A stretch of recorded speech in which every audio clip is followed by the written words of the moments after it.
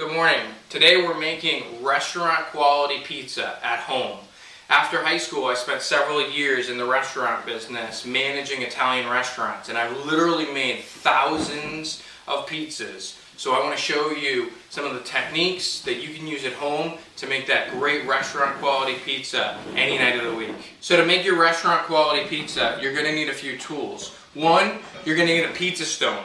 This is going to heat up with your oven to about 500 degrees, depending on how hot your oven can get. And this is going to really cook the pizza from the bottom up and give you that really nice crunchy crust that you get when you order from a pizza restaurant. You're going to need a pizza peel. This is going to allow you to easily put the pizza in the oven and take the pizza out. And I'm going to show you more about that when we talk about the technique. You're going to need what I call a spoodle. It's really just a ladle that's bent flat.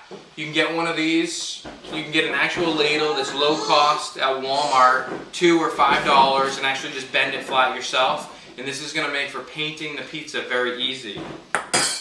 Obviously, you're going to want to have a pizza cutter. This is for obviously cutting the pizza. No surprise there. And if you have a good set of oven mitts, you're going to want these so that you don't burn yourself. So let's talk about the pizza dough. This here is actually dough that I bought from a local pizza restaurant. There's nothing wrong with going in and buying, some of your ingredients. Here in Houston, at sometimes during the year, it's very difficult to make pizza dough because with the humidity, it doesn't rise well. It's also hard on occasion to get the gluten content in dough right, which allows you to really stretch the dough out so that it's not tearing easily. You're also going to need semolina, extremely important. A lot of people will use cornmeal.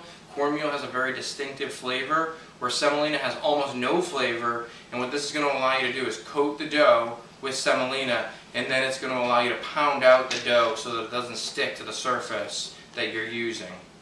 So now we're ready to actually pound out our pizza dough and make a pizza. So I've already got the stone in the oven, and it's already at about 500 degrees. So you want to take the time to let the stone come to temperature. You also want your pizza dough to be at about 60 degrees, about room temperature, so that you don't get a lot of bubbles when it cooks in the oven. So we're going to take the pizza dough and we're going to put it into your semolina, and we're going to turn it and coat the entire dough ball. We're going to take a handful of semolina and we're going to put it down onto the area that we're going to pound out the dough. Here we have the top of the dough ball. This is going to become the bottom of your pizza. So we're going to flip it over. We're going to take our thumbs and our forefingers and we're going to work around the dough, pinching it. And what this is doing is this is creating what will become our pizza crust. So we go all the way around. You want to let the dough come to 60 degrees because if you don't, the cold dough will cause a lot of bubbles in your oven. So we're going to press out any air, just kind of press it straight down. And now we're going to actually start pounding out the pizza. So depending if you're left-handed or right-handed, you're going to do this differently.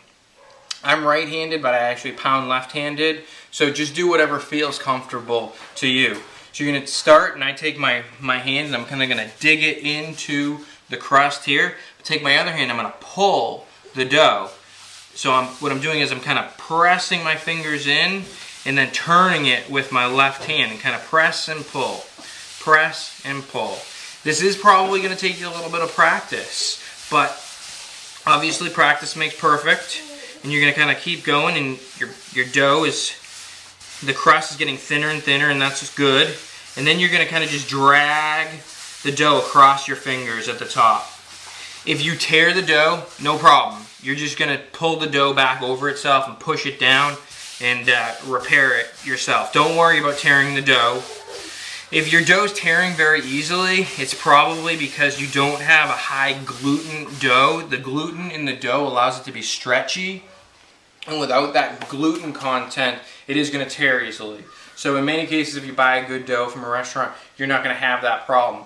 If you make your own dough, make sure that you get a high gluten flour to make sure that you have nice stretchy dough. So we're going to continue to pound out the dough here, and then we're gonna work our way kind of into the middle and just stretching it by pulling our hands apart. And what I'm doing now is I'm making sure that the dough is consistent all the way across so that this has the same thinness. I'm gonna work the crust a little bit, and I'm just continuing to spin the dough and pull the dough across my fingertips. And just continue to stretch it out. And then I'm gonna pull even more as it gets bigger, and it's kind of a slow process. And then what you may need to do in this case, I'm gonna need to actually pick up the dough, and what I'm doing is I'm using kind of 2 fists, and I'm gonna just kind of pull it apart a little bit with my fists and turn it. Pull and turn, and stretching out the dough. And so there you have your dough. It's ready. It's ready to be made into a perfect pizza. I'm just gonna get it a little thinner. So I've got my pizza stone in the oven. So I'm gonna pull that out. You're gonna be very careful because that pizza stone is about 500 degrees. So I've got my peel, I've got an oven mitt on.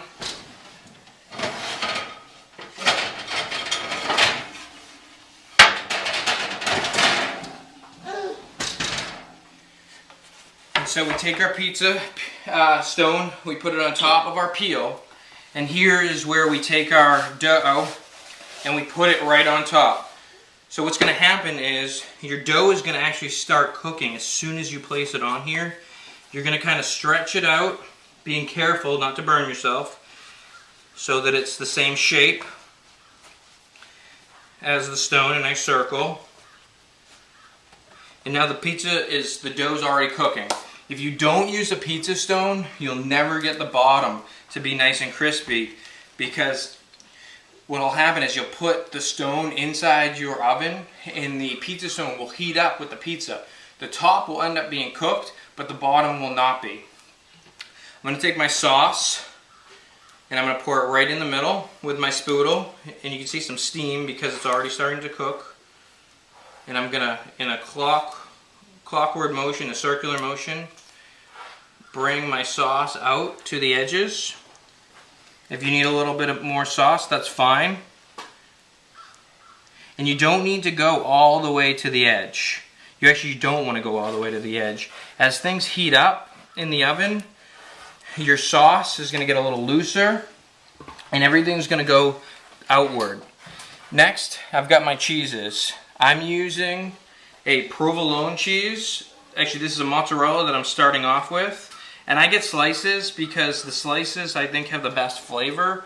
A lot of times when you buy shredded mozzarella, there's almost no flavor to it.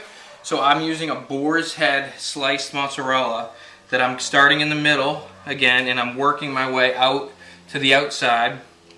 This is going to allow, as the pizza cooks, everything to move outward. And if you look, you can see that the cheese is already even melting because it's on the hot pizza stone. Next, I've got a boar's head provolone that I'm working with, that I'm placing on. I'm actually going to end up using 4 different cheeses. And then I've got just a Kraft sharp cheddar. And we're going to take this and we're going to make sure we get all the way to the edge. And then in the middle. Going to kind of clean it up a little bit around the outside. I'm going to take a little bit of pecorino romano, just sprinkle over the top. And then we're going to sprinkle with a little bit of oregano. So we're going to take this, we're going to put it back in the oven, and we're going to slide it off the pizza peel. We're going to kind of just let it slide off right into our 500 degree oven. We're going to close it, and we're going to put on a timer for 8 minutes. In about 8 minutes, we're going to be enjoying restaurant quality pizza at home. So here we're taking out, 8 minutes later, we're taking out our beautiful restaurant quality pizza made right here at home. You can take a fork and you can just pop the bubbles, and you can actually kind of, as it goes along, watch and just make sure that if you do, you can kind of pull some of the cheese in a little bit if you need to. And there you have it. A beautiful pizza that's nice and crispy, not only around the edge, but on the underside of the pizza. As you can see how nice and perfectly cooked the bottom of the pizza is. And that's because we had the pizza stone inside the oven before we actually placed the pizza in the oven. So lastly, we need to cut our pizza. We're going to cut it into 8 slices. So you're going to wait about 5 minutes after the pizza comes out of the oven. You want the cheese to congeal a little bit, or when you cut it, all the cheese is going to run off the pie. So we're going to go ahead, we're going to slice through 1, 2, we got 4 slices, and then we're going to cut those slices in half. Then we've got our beautiful pizza slice with a gorgeous crispy bottom. Enjoy it. So make sure to read my entire blog on this post. If I've missed anything, I'll make sure to write it in the instructions. I'll also have the full recipes for my sauce, for what kind of cheeses I use, more information about dough.